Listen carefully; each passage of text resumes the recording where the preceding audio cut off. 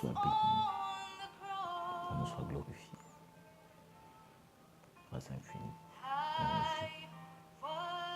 Oh, il est comme toi. Seigneur, aucun Seigneur n'est comme toi. Créateur de l'univers, tu es la force de l'épouse, la force des croyants. C'est toi, Seigneur Jésus. Je m'amène encore ce matin devant ton trône de grâce et de miséricorde. Prends la prédominance et le contrôle. Bénis mes sages, mes paroles. Oh Jésus, accorde ta grâce, de l'enfant, de comprendre, de l'entendement et la compréhension. De comprendre les Écritures. Et je te bénis. Que la gloire te revienne. Au nom de Jésus. Merci pour l'éternel, Seigneur. Dieu infini, Seigneur. Incomparable, entier. C'est toi le Seigneur Jésus-Christ. Ce matin, humblement, humble cœur, tête inclinée, te dire Seigneur, sans toi je ne peux rien faire. Viens m'en aide, Seigneur, viens m'en secours. Oh Jésus, bénis ton peuple. Prie avec moi, mon frère. Dis un mot de prière ce matin. Dis un mot au Seigneur. C'est de murmurer au fond de ton cœur. Dans cette méditation, dis quelque chose au Seigneur. Dis quelque chose à ton Dieu.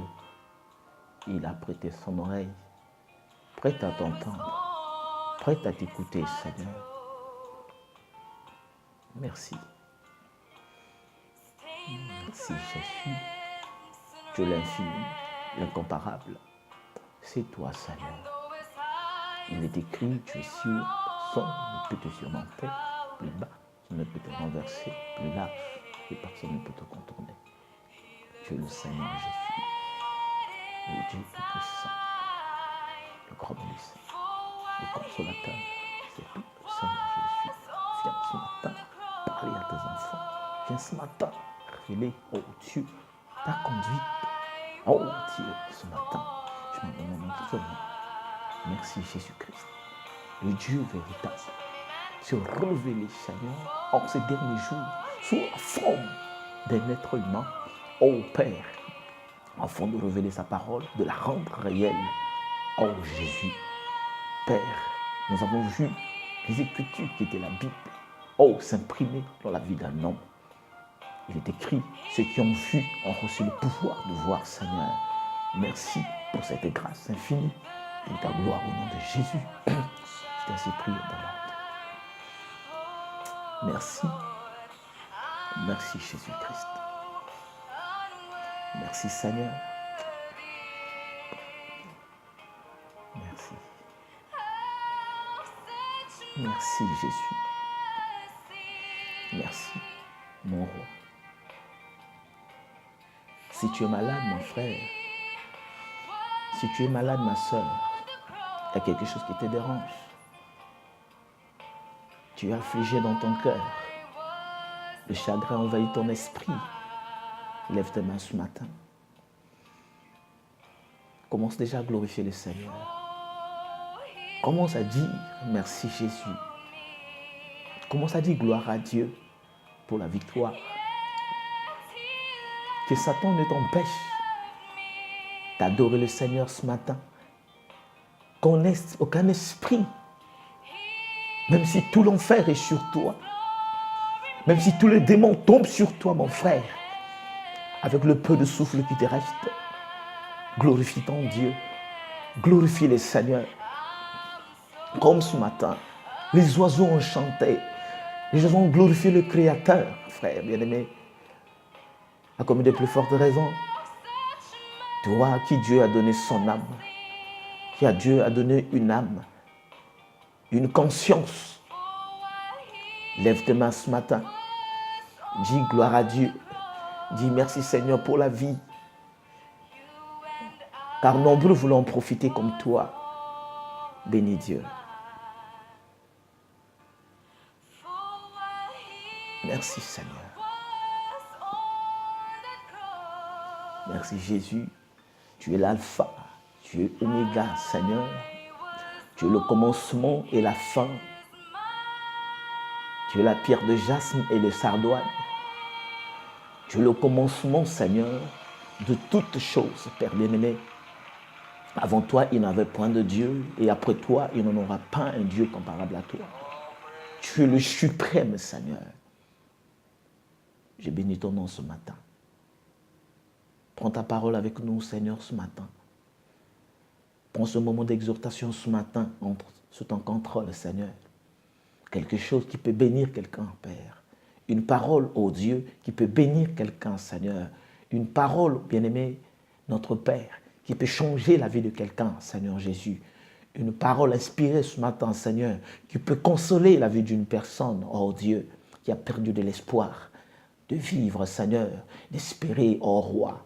Ô Jésus, ce matin, exprime-toi, Père bien-aimé, sous la forme de ta parole, Père bien-aimé, afin que quelqu'un, ô Dieu, puisse dire merci, Seigneur, afin que quelqu'un puisse réaliser que tu es le Jéhovah de l'Ancien Testament, tu es le Jésus dans le Nouveau, Seigneur, et que tu es le Saint-Esprit en ces derniers jours, qui se révèle au travers des êtres humains, qui se révèle en plénitude dans un homme appelé William Branham, ô Père.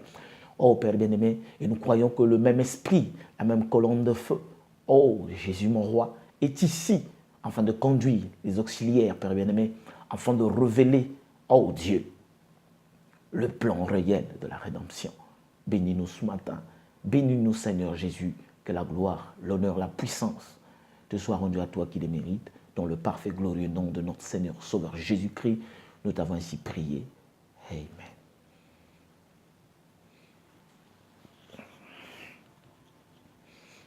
Merci. Je suis heureux ce matin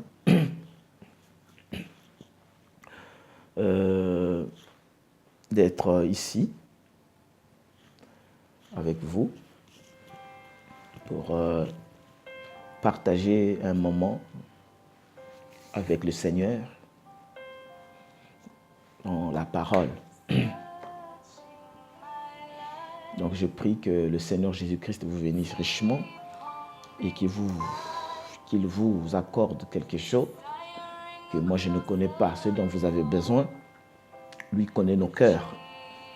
La Bible dit, il est celui qui sonde les reins, qui sonde les cœurs. Donc Dieu connaît dans le cœur de l'homme ce qui est caché. Dieu connaît le désir ou le besoin de l'homme qui est caché au fond de son cœur. On peut faire chemin ensemble, on peut marcher ensemble comme des bons amis, on peut parler, se dire beaucoup de choses, mais au fond de ton cœur, il y a certaines choses, des fois que tu ne peux me dire, des fois des solutions, tu cherches des solutions, mais tu ne peux peut-être pas exprimer à moi ou à quelqu'un d'autre, ou à ta mère, ou à ton père, ou à ton frère, ou à ton oncle, ou à ton pasteur, ou au diacre. Voyez-vous? Mais Dieu connaît nos cœurs. Et la Bible dit qu'il sonde les reins, il sonde les reins, le cœur. Avec nous ayons exprimé quelque chose, Dieu connaît nos cœurs. Alors ce matin, je sais que le Dieu vivant, le Jéhovah de l'Ancien Testament, le Jésus du Nouveau Testament, le Saint-Esprit en 7 jours, connaît ton besoin, connaît ton problème. Que le Seigneur te bénisse richement. Donc sans tarder, on va essayer de prendre nos Bibles. On va lire dans Marc 10, le verset 46. On va lire dans Marc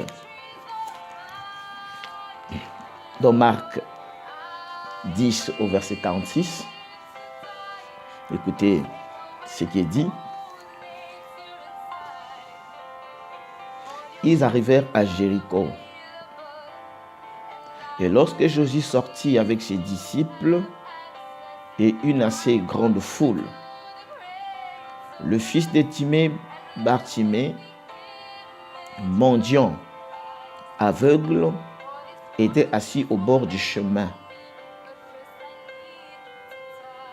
Il entendit que c'était Jésus de Nazareth. Il s'était mis à crier, « Fils de David, Jésus, aie pitié de moi. » Plusieurs le reprenaient pour le faire taire. Voyez-vous?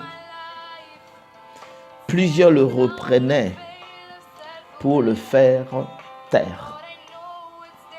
Laisse-moi, avant de finir la lecture, de te dire que Satan essaie de te réprimander. Satan essaie de t'empêcher. Satan essaie, dans plusieurs moyens, par plusieurs formes, essaie de t'en empêcher de s'approcher du royaume des cieux.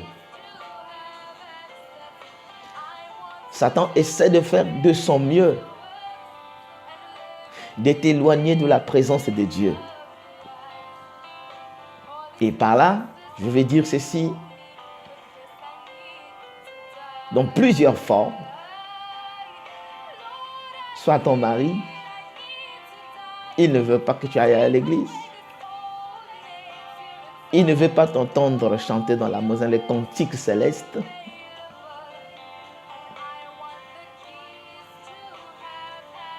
C'est une forme que Satan essaie de t'en empêcher de s'approcher du royaume. Est-ce que quelqu'un est avec moi ce matin? Voyez-vous, c'est une forme que Satan essaie de t'en empêcher. Parce qu'il est dit ici qu'on le reprenait, on l'empêchait de crier. Voyez-vous, on empêchait à Bartimée de crier, d'exprimer sa joie au fond de son cœur vers le Créateur des cieux, qui était venu sur la terre sous la forme d'un homme. Et je dis que Satan essaie aussi de te réprimer, essaie de t'en empêcher du royaume des cieux. Il ne veut pas te voir exprimer la joie. C'est pour ça ce matin, mon frère, même si tu as mal, même si tu es malade, que Satan ne puisse pas te répondre, dire amen à la parole de Dieu. Même la maladie peut t'empêcher d'exprimer ta joie. Voyez-vous, c'est une forme que Satan se manifeste pour t'empêcher de dire gloire à Dieu, de dire merci Seigneur. Voyez? Il dit ceci. Le reprenait pour le faire taire, mais il cria encore plus fort. Voyez-vous, il cria encore plus fort. Certes, tu as eu des difficultés dans ta vie, mais ce n'était pas la fin de ta vie. Laisse-moi te dire, la Bible dit, car l'Éternel, le projet qu'il a formulé pour ses enfants, ne sont pas le projet de malheur, mais ce sont le projet de bonheur et de prospérité. Qu'il prospère à tous égards.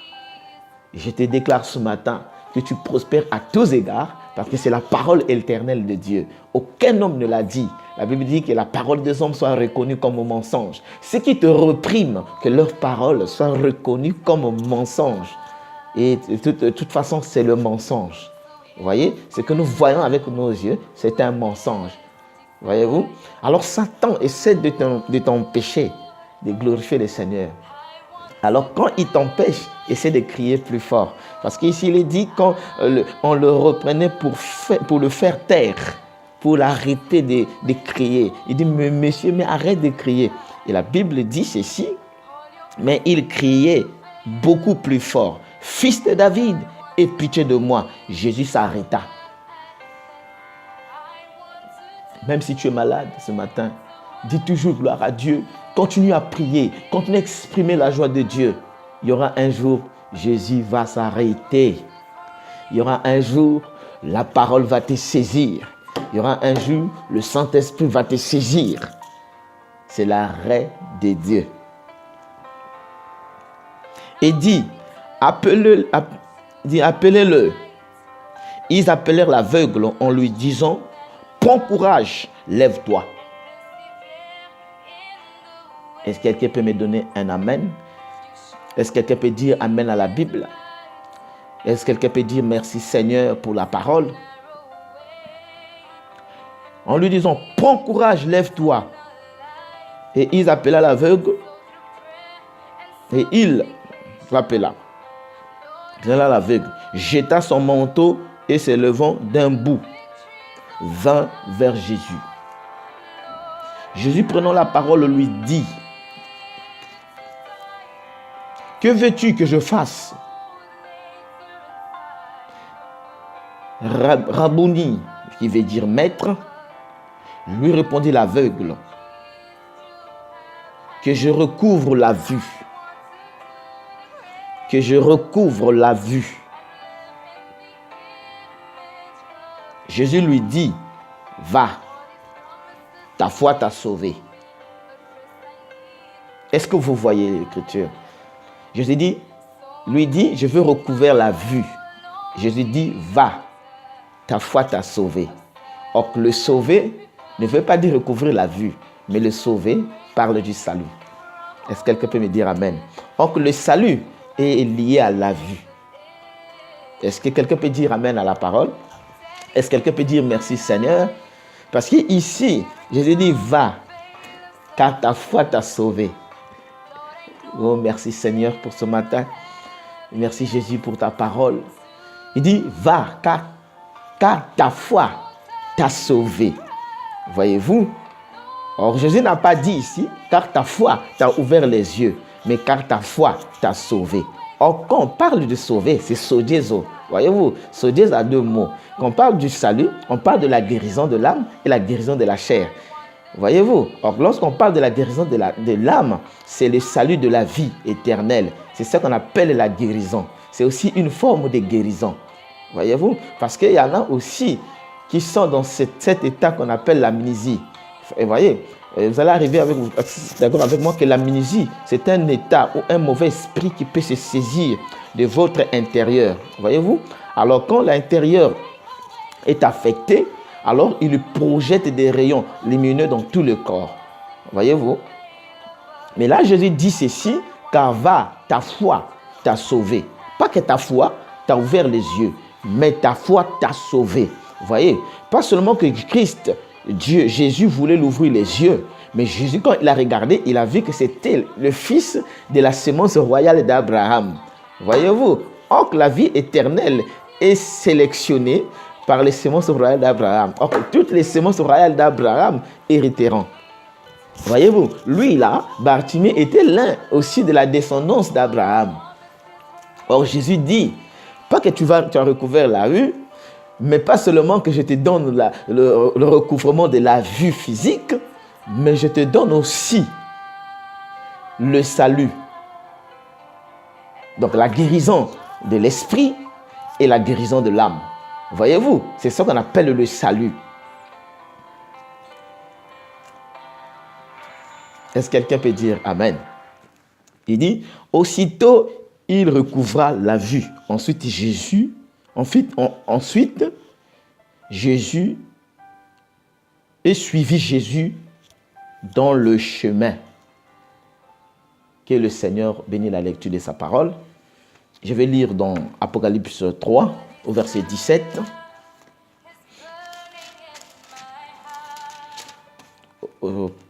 Apocalypse 3, le verset 17.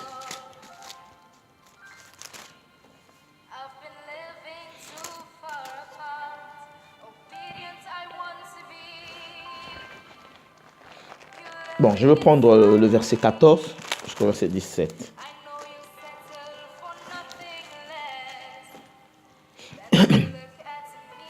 Il est dit, écrit à l'âge de l'église de Laodicée, voici ce que dit l'Amen, le témoin fidèle et véritable, le prince de la création de Dieu. Je connais tes œuvres, je sais que tu n'es ni froid ni bouillant. Puisque tu n'es ni froid ni bouillant, ainsi parle. Ainsi, parce que tu es tiède et que tu n'es ni froid ni bouillant, je te vomirai de ma bouche.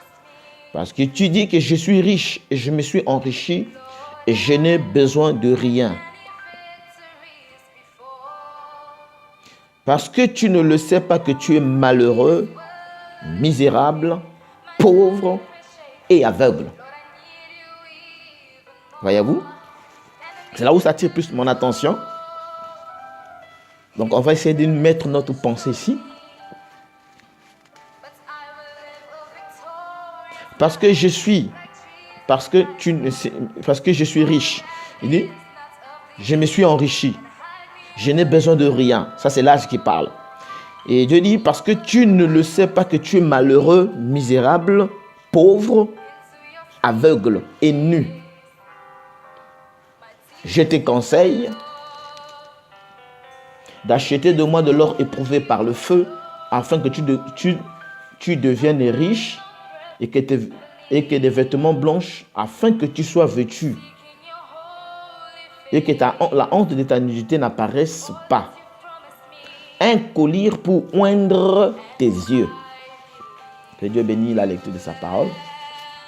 Un mot de prière. Tendre Dieu Père Céleste, l'auteur de la parole, aucun homme n'est digne, Seigneur, de prendre cette parole et de l'interpréter à sa manière. Parce que il est formellement interdit à un homme d'ajouter et de retrancher. Je te prie ce matin, laisse que le Saint-Esprit vienne nous exprimer ta volonté parfaite ce matin. Une parole qui peut bénir quelqu'un. Une parole qui peut délivrer une vie.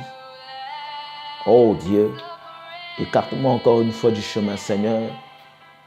Un homme né dans le péché qui je suis, Seigneur, conçu dans l'iniquité, venu au monde au moyen du péché, Seigneur Jésus. Mais ce matin, nous tous ensemble, Père, car nous avons besoin de toi, Père.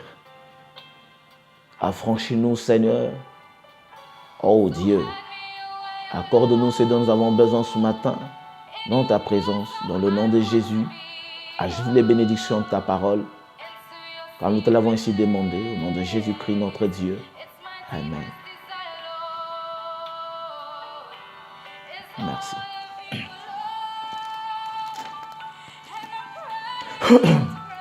Que le Seigneur Jésus-Christ vous bénisse.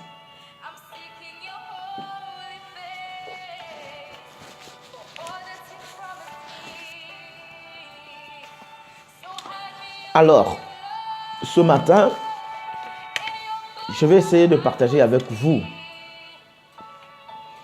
ce qui m'a été inspiré de Dieu. Quand je dis inspiré, ça ne veut pas dire que j'ai quelque chose de nouveau à apporter dans la parole de Dieu. Parce que moi, je crois que la parole de Dieu est venue au prophète.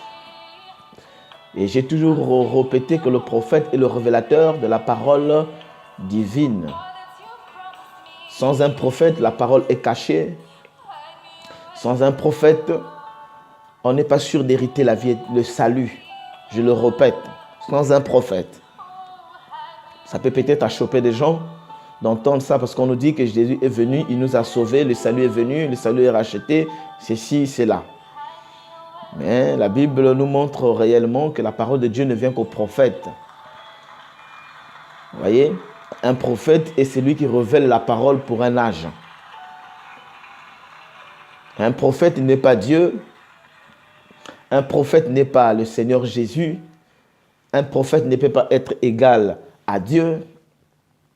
Un prophète, c'est quelqu'un qui a été conçu d'une manière différente, qui a reçu une capacité qui a été réservée par Dieu, dont le cerveau a une constitution, un autre développement.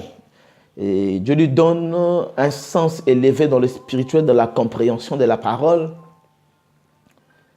Vous voyez? Donc c'est quelqu'un de différent. C'est une personne spéciale. Mais notre Dieu est plus spécial qu'un prophète. Notre Dieu est plus grand que des prophètes.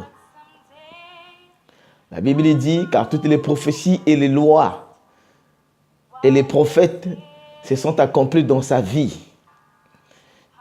Il était la plénitude de toutes choses, la plénitude des temps, la plénitude des anges, la plénitude de toutes choses.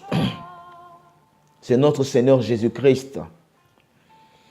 Mais Dieu dit qu'il a établi des prophètes dans Amos 3, le verset 7. J'insiste beaucoup sur ce verset. Je veux que vous ayez le temps de lire ce verset. Je ne veux pas que quelqu'un vous reprenne pour vous dire que c'est un verset passé, qui n'a plus de valeur à notre époque, parce que les prophètes se sont arrêtés à Jean. C'est une mauvaise compréhension de la parole que des gens peuvent avoir, voyez-vous. Mais Dieu continue à travailler avec des prophètes. Dieu a travaillé avec Israël, avec des prophètes. Il se termine avec Israël. Il tourne le dos à Israël. Il s'est dirigé vers les nations. Et c'est là où Pierre dit, car Dieu a tourné le regard vers les nations pour trouver un peuple qui porta son nom. Pour trouver une épouse qui porta son nom. Christ a tourné le regard vers Israël. Parce que la Bible dit, car la parole est venue chez les siens, et les siens ne l'ont pas reçue. Les siens l'ont rejeté, les frères l'ont rejeté, ils ont carrément renié la parole, ils ont carrément refusé la parole de Dieu, ils ont carrément rejeté, carrément renié la parole de Dieu. Alors Dieu n'a pas pu résister, il les a tourné le regard, non, il les a tourné le dos plutôt, et il a tourné le regard vers les nations. Je vous essaie de vous faire un rappel. Remarquez que quand Dieu travaille avec Israël, nous les hommes des nations, on ne connaissait pas le Seigneur, on ne connaissait pas Dieu. Alors, comme on ne connaissait pas Dieu et que cette soif était en nous, Dieu avait placé ce qu'on appelle la soif en nous, et cette soif-là voulait adorer Dieu. Mais vu qu'on ne connaissait pas le Seigneur, alors cette soif-là a été dirigée par beaucoup de choses. Raison pour laquelle aujourd'hui, des gens peuvent dire, mais avant que Jésus ne vienne, on priait. Avant que Jésus puisse venir, on adorait le Seigneur. Avant que Jésus, il y avait des enceintes. Nos ancêtres, on adorait. Il y avait des mamamouatou, il y avait les mangunga, il y avait beaucoup de mamouatou, il y avait des Simon Kimbangu, il y avait beaucoup de choses. Donc, je sais que vous rencontrez de telles personnes qui vous disent ça. Mais je tiens juste à rappeler une chose. C'est vrai que ces choses-là ont existé. Vous voyez? Ils adoraient beaucoup de choses. Et nous remarquons même les Indiens aussi, quand ils sont arrivés, ils adoraient beaucoup de choses. Parce que la soif d'adoration est dans l'homme. La soif de l'adoration est dans le cœur de l'homme. Et il y a un tour de contrôle dans le cœur de l'homme qui lui fait savoir en fait le désir ou le besoin que l'homme a. Voyez-vous? Alors je vais prendre dans le cas naturel, par exemple, quand quelqu'un a soif de boire de l'eau, ça ne veut pas dire qu'il a soif de manger. Voyez? Et l'homme arrive à faire la distinction entre la soif de boire de l'eau et la soif de manger. Et des fois, on arrive même à dire que la soif d'eau que j'ai, la soif que j'ai n'est pas la soif de prendre de l'eau, mais j'ai la soif de prendre du jus.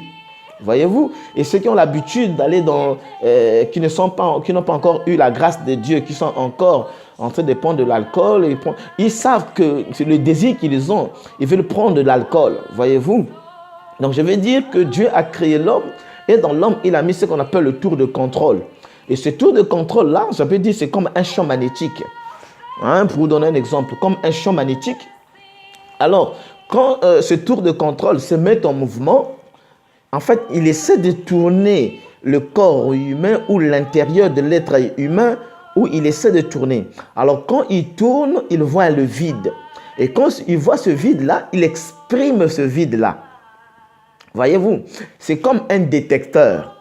Voyez, c'est comme un détecteur qui est mis dans l'homme pour chercher le besoin ou la soif que l'homme a. Alors, quand il découvre qu'il y a une soif ou un vide, il essaie d'exprimer ce vide-là. C'est ce qu'on appelle la soif. Alors, c'est cette soif-là, j'ai dit que c'est un tour de contrôle. Alors, cette soif-là, Dieu l'a placée dans chaque être humain. Voyez-vous, je ne suis pas encore rentré dans mon sujet parce que je vais parler sur ce message et je voudrais vraiment que vous veniez écouter ce message.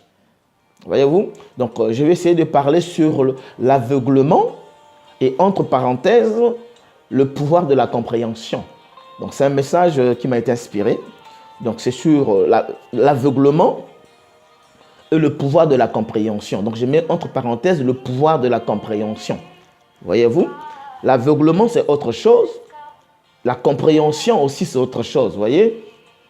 Donc, je parlais du tour de contrôle. C'est très important, je ne suis pas seulement pressé de rentrer dans l'enseignement, parce que je sais que tout est important.